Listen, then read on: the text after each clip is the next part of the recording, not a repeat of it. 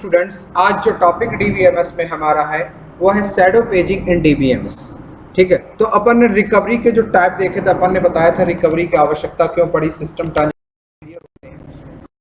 Transactions के मदद data हमारा लॉस होता है, तो उस लॉस को बचाने के लिए हम रिकवरी टेक्निक यूज़ करते हैं। तो रिकवरी टेक्निक में हमने अपने पिछली क्लासेस में देखा था लॉग बेस्ड रिकवरी। आज उसी का दूसरा दो टाइप से रिकवरी कर सकते हैं, लॉग बेस्ड, दूसरा हमारा शैडो पेजिंग। तो आज जो कॉन्सेप्ट हमारे पास है कि शैडो पेजिंग है क्या, शैडो पेजिंग से रिकवरी अपन कैसे करते हैं। तो आज देखते हैं अपन टाइप शैडो पेजिंग। तो देखिए शैडो पेजिंग क्या है। शैडो पेजिंग में स्कीम में हम इनडायरेक्ट शैडो पेजिंग क्या करते हैं, इनडायरेक्ट पेज एलोकेशन करते हैं। क्या करते हैं, इनडायरेक्ट पेज एलोकेशन करते हैं। और पेजिंग स्कीम ऑपरेटिंग सिस्टम के, पेजिंग स्कीम क्या होती है, ऑपरेटिंग सिस्टम के वर्चुअल जो हमारे पास मेमोरी होती है उस वर्चुअल मेमोरी के लिए प्रयोग होती है। यानी जो शैडो पेजिंग हमारे पास है इनडायरेक्ट पेज एलोकेशन करता है और इनडायरेक्ट पेज एलोकेशन करता है। तो जो पेज स्कीम ऑपरेटिंग सिस्टम, जो पेज स्कीम है वो हमारा क्या करता है, ऑपरेटिंग सिस्टम की कौन सी मेमोरी यूज करता है, वर्चुअल मेमोरी को यूज करता है, जो मेमोरी को पेजेस में बांटती है। तो जो मेमोरी हमारी क्या करती है उसको किस में बांटती, डिवाइड करती है, पेजेस में डिवाइड करती है। पेजेस समान साइज के होते हैं। जो पेजेस होते हैं वो हमने देखिए, यहाँ पे आपको एक डायग्राम दिखा रहा हूँ। जो डिस्क ब्लॉक है, डेटा डिस्क ब्लॉक है, तो उसमें देखिए हमारे पास यहाँ पे पेज बने हुए। क्या बने, पेज। शैडो का मतलब होता है छाया, एक छाया बन जाती है। जैसे हम लोग चलते हैं तो हमारी शैडो बन जाती है, तो वैसे हमारे पास जो डेटा स्टोर होता है उसकी एक शैडो बनाते हैं। क्या बनाते हैं, शैडो बनाते हैं। और ये डिस्क ब्लॉक हमारे पास है। तो ये जो डिस्क ब्लॉक होते हैं, हमने आपको बताया कि इसका यूज करते हैं, वर्चुअल मेमोरी का यूज करते हैं। और वर्चुअल मेमोरी में जो हमारे पास है, इस मेमोरी को किस में बांटती है, आपकी पेजेस में बांटती है। किस में बांटती है, पेजेस में बांटती है। और ये जो पेजेस के जो साइज होते हैं, जो पेजेस के जो ब्लॉक्स होते हैं, डिस्क ब्लॉक होते हैं, ये आपके कैसे होते हैं, समान साइज के होते हैं। कैसे होते हैं, आपके समान साइज के होते हैं। अब देखिए वर्चुअल या जो लॉजिकल पेजेस है हमारे पास, वर्चुअल और लॉजिकल पेजेस हमारे किसमें, जो फिजिकल मेमोरी है, ब्लॉक्स हैं, जो फिजिकल, जो वर्चुअली हमारे बने हैं, यानी जो हमारी वर्चुअल मेमोरी बनी है, और जो हमारी एक्चुअल मेमोरी है जहाँ पे डेटा स्टोर होना है, वहाँ पे ये क्या की जाते हैं, मैपिंग की जाती है। इनकी क्या की जाती है, मैपिंग की जाती है। मतलब हम कह सकते हैं कि जो हमारे पास डेटा स्टोर होता है, टेम्परेरी मेमोरी, वर्चुअल मेमोरी, और जो एक्चुअल डेटा हमारा स्टोर होता है किसमें, फिजिकल मेमोरी, जिसको अपन बोलते हैं डिस्क ब्लॉक। तो उस डिस्क ब्लॉक से, यानी वर्चुअल मेमोरी से डिस्क ब्लॉक में हम क्या करते हैं, मैपिंग करते हैं, डेटा को भेजते हैं। इसका काम करते हैं, हमारे पास मैपिंग का काम करते हैं। जो उसी साइज के होते हैं जो हमारे वर्चुअल मेमोरी में पेजेस बने हैं, और जब मैपिंग की जाती है डेटा ब्लॉक में, तो वो भी आपके किस साइज के होने चाहिए, उसी साइज के हमारे पास होने चाहिए। अब इसमें नेक्स्ट पॉइंट हमारे पास है, जो लॉजिकल तथा फिजिकल मेमोरी में जब मैपिंग की करने के लिए हम किसका यूज करते हैं, यानी फिजिकल मेमोरी से और लॉजिकल मेमोरी, फिजिकल मेमोरी और हमारे पास जो वर्चुअल मेमोरी है, इन दोनों के बीच में हम मैपिंग करते हैं। तो इन दोनों की मैपिंग के लिए हम यूज किसका करते हैं, यूज करते हैं अपन पेज टेबल। किसका यूज करते हैं अपन, पेज टेबल। तो देखिए हमारे पास ये क्या है, पेज टेबल है। ये हमारी शैडो पेज टेबल है, ये हमारे डिस्क ब्लॉक है। क्लियर, डायग्राम सब समझा रहे हैं। ये हमारा क्या, पेज टेबल है, ये हमारा डिस्क ब्लॉक है, और ये हमारी कौन सी है, शैडो पेज टेबल। क्या है हमारे पास, शैडो पेज टेबल। क्लियर, किसका यूज करते हैं हम, शैडो पेज टेबल का यूज करते हैं, पेज टेबल का यूज करते हैं। अब शैडो पेज स्कीमिंग में हम डेटाबेस को, अब शैडो पेज स्कीमिंग, जो शैडो पेज स्कीमिंग है उसमें हम डेटाबेस को पेजेस में रीड करते हैं। किस में रीड करते हैं, पेजेस में रीड करते हैं। और फिजिकल मेमोरी, जो हमारे पास फिजिकल मेमोरी है, ब्लॉक्स में मैप करते हैं। किस में मैप करते हैं, ब्लॉक्स में। जैसे देखा आपने, देखा ये टेबल बनी है हमारे पास, इन टेबल्स को हम इनके, जैसे page 1, page 2, page 3, page 4, page 5। तो देखिए हमने यहाँ पे पेज 1 में कर दिया, फिर पेज 2 में कर दिया, पेज 3 में कर दिया, पेज 4 में कर दिया, पेज 5 में। अब हमने क्या किया, 3 और 5 को अपडेट किया।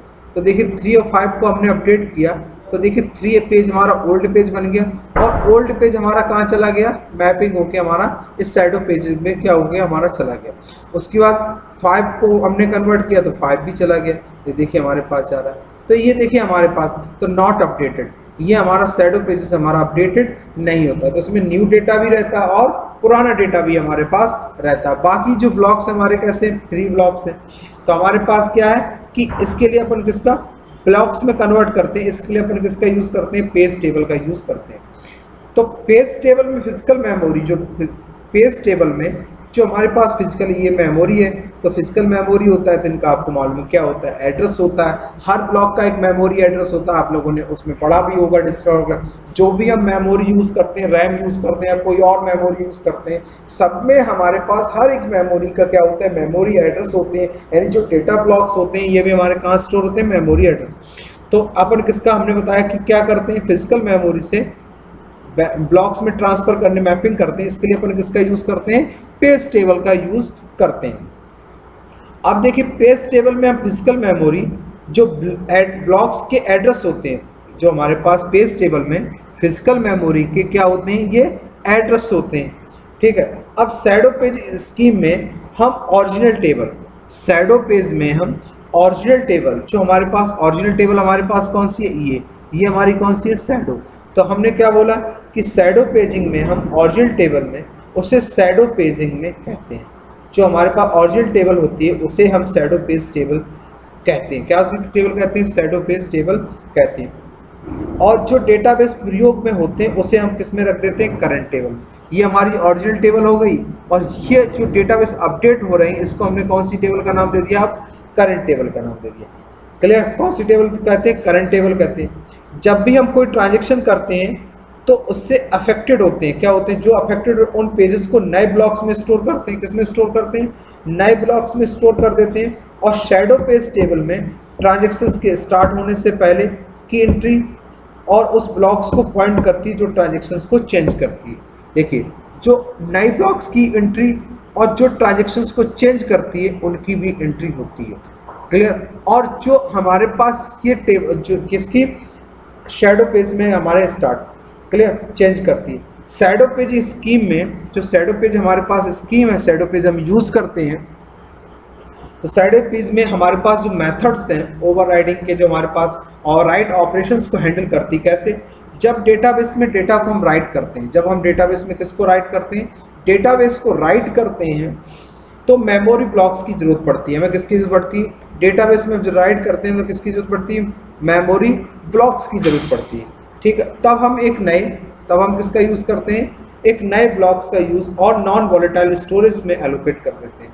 तो उसको टेम्परेरी रूप से एक नॉन वॉलेटाइल मेमोरी में हम स्टोर कर देते हैं हमें। ठीक है। तो किस में एलोकेट करते हैं, नॉन वॉलेटाइल स्टोरेज में उसको क्या कर देते हैं, स्टोर कर देते हैं। जिस ब्लॉक को मॉडिफाई करना किया जाता है उसे नए ब्लॉक्स में अप्लाई करते हैं।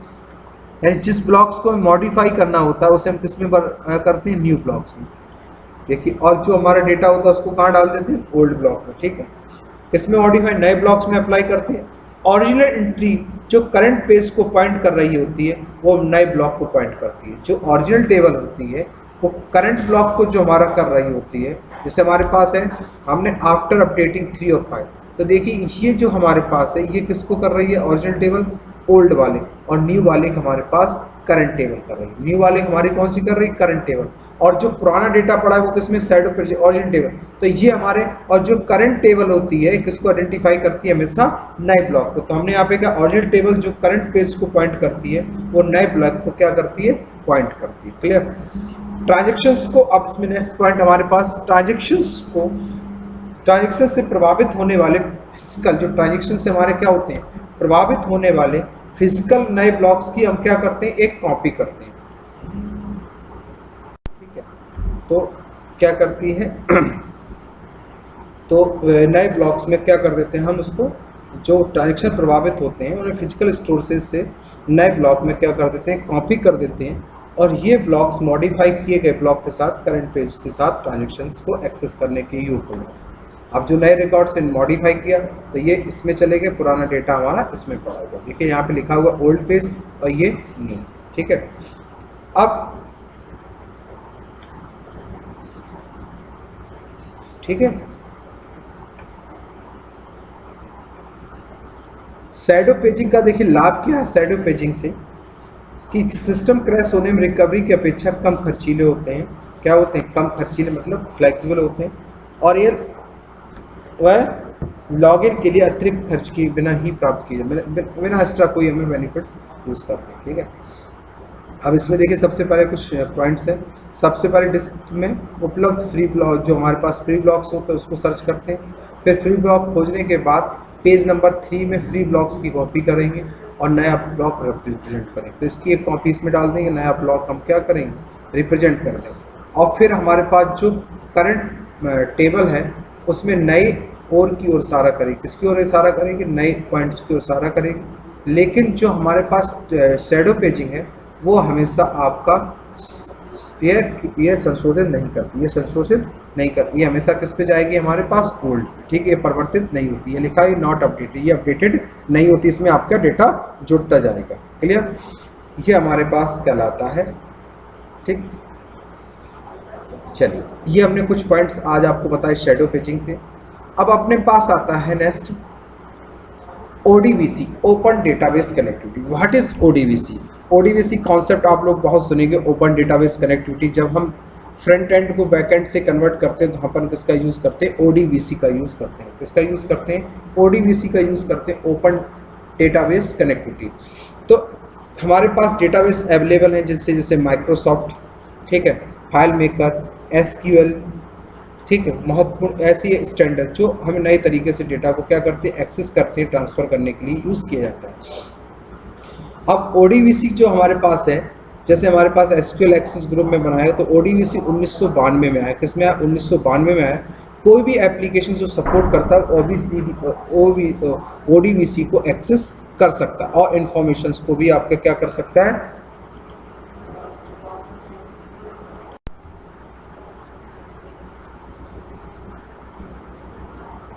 ठीक है।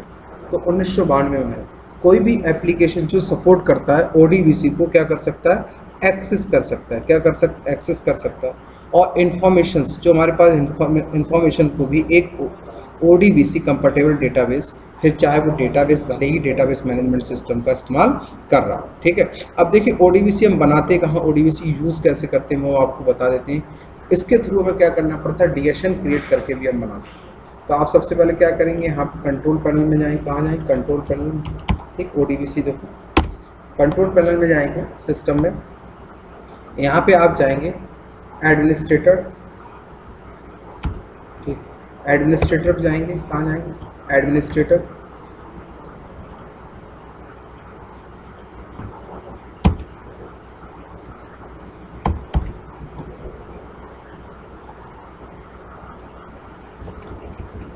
सर्च कर लेते हैं अपन यहाँ से।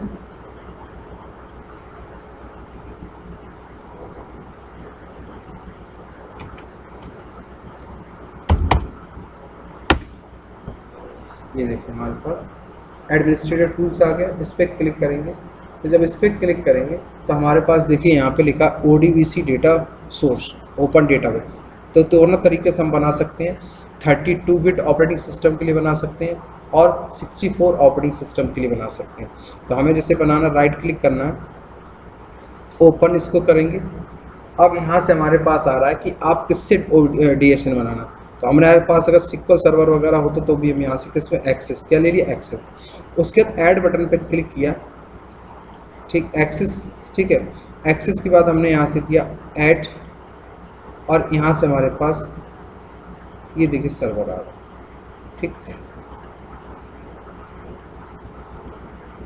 तो एक्सेस को क्रिएट कर लिया। ये जो एक्सेस हमारा दिखा रहा है वो कौन सा दिखा रहा है, 32 बिट का दिखा रहा है। कितने दिखा रहा है, 30। हमने यहाँ से 32 वाले पे क्लिक किया, ऐड। अब देखिए हमारे पास ये एक्सेस वाला क्या आ गया, एक्सेस वाला। तो हमने यहाँ से माइक्रोसॉफ्ट, ठीक, ये वाला ले लिया, फिनिश। उसके बाद अब हमसे पूछेगा क्या, डेटा सोर्स नेम, आपके डेटा का सोर्स का नाम क्या है। जैसे हमने दिया माई DSN, क्या नाम है, माई DSN, ओके, ठीक। उसके बाद माई DSN किया, इसको हमने यहाँ पे रिमूव कर। अब हमने यहाँ पे डेटाबेस का नाम नहीं दिया, ऐड हमने यहाँ पे ले लिया, फिनिश। उसके बाद हमने यहाँ पे दे दिया जैसे माई DSN सिलेक्ट डेटाबेस। तो डेटाबेस आपका जिस लोकेशन पड़ा अपनी ड्राइव सेलेक्ट कर, जैसे हमने सेलेक्ट कर लिया ई या FE में आपका डेटाबेस। तो ये देखिए पड़े इतने सारे, तो आप इससे कोई भी डेटाबेस ले सकते हैं और इसके बाद यहाँ से ओके। अब आप अपने जो सॉफ्टवेयर जब बनाएंगे तो सॉफ्टवेयर में जब हम कनेक्शन स्ट्रिंग देंगे तो इसी DSN का यूज़ करेंगे, इससे हम कोई भी डेटाबेस बना सकते हैं। तो इस तरीके से हम क्या क्रिएट कर सकते हैं, ODBC क्रिएट कर सकते हैं, ओपन डेटाबेस कनेक्टिविटी कर सकते हैं। क्लियर? चाहिए नेक्स्ट इसी में हमारे पास है और जिससे हम यूज़ कर सकते हैं, ठीक है, ODBC। अब हमारे पास आता है डिस्ट्रीब्यूटेड डेटाबेस। क्या? डिस्ट्रीब्यूटेड। तो डिस्ट्रीब्यूटेड डेटाबेस एक प्रकार का डेटाबेस होता है। क्या होता है? डेटाबेस होता है जो कि एक सिस्टम तक सीमित नहीं होके या नेटवर्क में बहुत सारी साइट्स या कंप्यूटर्स में फैला होता है। डिस्ट्रीब्यूटेड ऑपरेटिंग सिस्टम क्या होता है? डेटाबेस एक सेंटर, उस पर डेटाबेस सेंट्रल पे डाल दिया था और जितने भी डेटाबेस हो, जितने भी क्लाइंट्स होते हैं वो सारे डेटाबेस को क्या करते हैं, शेयर करते हैं। जैसे X भी शेयर कर रहा है, Y भी शेयर कर रहा है, Z भी शेयर कर रहा है, कोई भी इसको क्या करता है, शेयर करता है, ठीक है, कंप्यूटर्स में। दूसरे शब्द में कहें तो डिस्ट्रीब्यूटेड डेटाबेस बहुत सारे इंटरकनेक्टेड, बहुत सारे डेटाबेस कैसे होते हैं, आपस में इंटरकनेक्टेड होते हैं। डेटाबेस का एक कलेक्शन जो कि अलग अलग लोकेशंस पर फैलाई जाती हैं, किस पे, अलग अलग लोकेशंस पे फैलाए जाते हैं, यानी एक है अलग अलग लोग डिस्ट्रीब्यूटेड, इन बांट देते हैं। ये आपस में कंप्यूटर किसके माध्यम से जुड़े होते हैं, नेटवर्क के माध्यम से आपस में क्या करते हैं, ये कम्युनिकेट करते हैं, नेटवर्क के थ्रू आपस में क्या करते हैं, ये कम्युनिकेट करते हैं। इसमें डेटाबेस पार्ट्स बहुत सारे फिजिकल लोकेशंस में स्टोर होते हैं। डेटाबेस के पार्ट्स किस में स्टोर होते हैं, फिजिकल लोकेशन में स्टोर होते हैं, तथा इसकी प्रोसेसिंग बहुत सारे डेटाबेस नोड्स के माध्यम से क्या किए जाते हैं, डिस्ट्रीब्यूट्स। नोड्स मतलब कंप्यूटर्स के माध्यम से आपके प्रोसेसिंग करके डेटाबेस आपके क्या होते हैं, डिस्ट्रीब्यूट किए जाते हैं। इस डेटाबेस डिस्ट्रीब्यूटेड मैनेजमेंट सिस्टम के द्वारा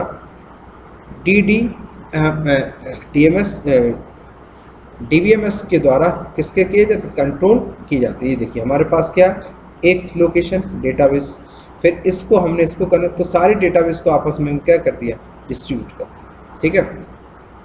अब फ्यूचर्स ऑफ डिस्ट्रीब्यूटेड डेटाबेस, तो ग्रुप में जो डेटाबेस होते हैं वो एक दूसरे से लॉजिकली इंटरकनेक्ट होते हैं। क्या होते हैं, जो ग्रुप में डेटाबेस होते हैं आपस में एक दूसरे से क्या होते हैं, लॉजिकली इंटरकनेक्ट होते हैं। इसमें डेटा फिजिकली बहुत सारे कंप्यूटर्स या साइट्स में स्टोर होता है। डेटा हमारे क्या होते हैं, इसमें स्टोर है, इसमें स्टोर है, इसमें स्टोर है, इसमें स्टोर, और सब आपस में एक दूसरे से इंटरकनेक्ट हैं और डेटा को क्या कर रहे हैं, रिट्रीव कर रहे हैं। Clear? Loosely connected file system नहीं है, ये लूजली कनेक्टेड फाइल सिस्टम नहीं है। इसमें साइट्स से, इसमें सभी साइट्स एक कम्युनिकेशन नेटवर्क के माध्यम से क्या होते हैं, कनेक्ट होते हैं। किसके माध्यम से, कम्युनिकेट। देखिए कम्युनिकेशन नेटवर्क के थ्रू आपस में एक दूसरे से क्या होते हैं, कनेक्ट होते हैं। प्रत्येक साइट्स का डेटाबेस के द्वारा कंट्रोल होता है। प्रत्येक साइट्स का डेटाबेस के द्वारा क्या होता है, कंट्रोल होता है। प्रत्येक साइट्स में DBS अपना अधिकार, राइट्स होता है, वो लोकेशंस एप्लीकेशंस के रूप में क्या करता है, उसको हैंडल कर लेता है। क्लियर? क्या कर लेता है, उसको हैंडल कर लेता है। डिस्ट्रीब्यूटेड सिस्टम में प्रत्येक DBMS में कम से कम एक ग्लोबल एप्लीकेशन होता है। कैसा एप्लीकेशन होता है, global application. Goal of distributed operating reliable होता है।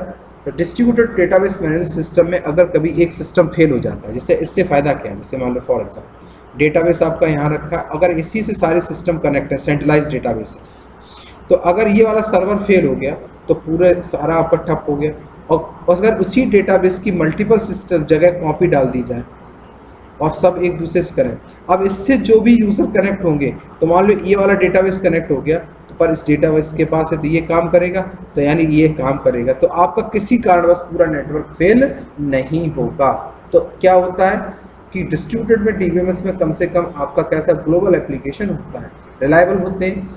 कभी एक सिस्टम के फेल होने पर पूरा सिस्टम आपका बंद नहीं होता, वो टास्क पूरा, ठीक है। अवेलेबिलिटी, अगर इसमें कोई एक सर्वर बंद हो जाए तो दूसरा सर्वर क्लाइंट की रिक्वेस्ट को पूरा करता है। रिलायबल होता है, अवेलेबिलिटी होती है। परफॉर्मेंस, इसमें डेटाबेस अलग अलग लोकेशंस पे होने के कारण प्रत्येक लोकेशंस के लिए डेटाबेस उपलब्ध होता है, जिसे मेंटेन करना क्या होता है, आसान होता है। जैसे हमारे पास हम बात करें कि गूगल है, तो गूगल हमारा किस पे काम करता है, डिस्ट्रीब्यूटेड डेटाबेस पे काम करता है। डिस्ट्रीब्यूटेड ऑपरेटिंग सिस्टम भी होते हैं, डिस्ट्रीब्यूटेड डेटाबेस भी होते हैं। क्लियर?